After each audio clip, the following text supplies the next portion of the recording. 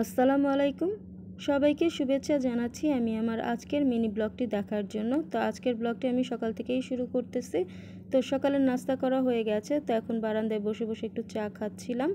তো চা খাওয়ার পরে কিছু টুকিটাকি কাজ ছিল সেটা সেরে নিয়েছি। তো এখন রান্নাবান্না বসিয়ে দিচ্ছি। তো এখানে ঢ্যাঁড়স চচ্চড়িটা বসিয়ে দিয়েছি। তো ঢ্যাঁড়সের মধ্যে সব কিছু দিয়ে একবারে বসিয়ে দিয়েছি।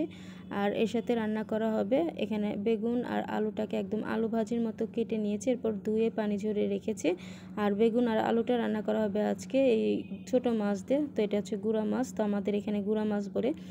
তো সেই মাছ দিয়ে এই বেগুন আর আলু রান্না করব। আর এদিকে যে একটু জাম ভর্তা খাচ্ছিলাম। আর এই জাম ভর্তাটা আমার বড় বোন বানিয়েছে। তো আমাদের ছোট্ট বেবিটা আমাকে দিয়ে গেল। তো বছরের প্রথম জাম ভর্তা খেলাম। তো জাম ভর্তা খাওয়া হয়ে গেছে। আর এদিকে এই যে মাছের তরকারিটাকেও বসিয়ে দিয়েছি। তো এখানে সব কিছু একসাথে বসিয়ে দিয়েছি। তো এবার পানিটা শুকালে এটাকে একটু পুরা পুরা করে নামিয়ে নিলে কিন্তু এই চচ্চড়িটা হয়ে যাবে।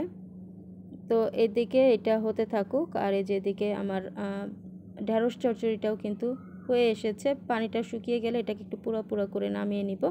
আর এদিকে মাছের তরকারিটাতেও কিন্তু পানিটা পুরোপুরি শুকিয়ে গেছে। তো এখনও যদিও কিছুটা পানি আছে, তো এটাকে পুরোপুরি শুকিয়ে একটু পুরা পুরা করে নামিয়ে নিব। তো এই যে আমার রান্না বান্না হয়ে গেছে। তো এটা হচ্ছে বেগুন আর আলু দিয়ে ছোটো মাছের চচ্চড়ি আর এই যে ঢ্যাঁড়স চচ্চড়ি। তো আলহামদুলিল্লাহ প্রতিটা খাবারই কিন্তু অনেক বেশি মজার ছিল। তো এখন দুপুরের খাবারের সময় হয়ে এসেছে। তো এখন দুপুরের ভাতটা খেয়ে নিচ্ছি। তো প্রথম পাতেই ছিল এখানে নিয়েছিলাম ঢ্যাঁড়স চচ্চড়ি। আর ঢ্যাঁড়স চচ্চড়িটা কিন্তু খেতে খুবই মজা হয়। আর এই গরমের মধ্যে কিন্তু আমাদের এই ঢ্যাঁড়স চচ্চড়িটাই বেশি খাওয়া হয়, কারণ এই ঢ্যাঁড়স চচ্চড়িটা আমার আম্মু আমরা সবাই কিন্তু খুবই পছন্দ করি। তো আম্মুর হাতের এই ঢ্যাঁড়স চচ্চড়িটা কিন্তু অসম্ভব মজা হয় খেতে। তো এর পরের পাতেই নিয়েছিলাম গুঁড়া মাছের তরকারি। আর এই গুঁড়া মাছের তরকারিটাও কিন্তু খেতে খুবই মজা হয়েছে। তো বেগুন আর আলু দিয়ে কিন্তু এভাবে ছোটো মাছ রান্না করলেও কিন্তু অনেক বেশি মজা হয়। আর সাথে তো এখানে ঢ্যাঁড়সটা দিয়েছে।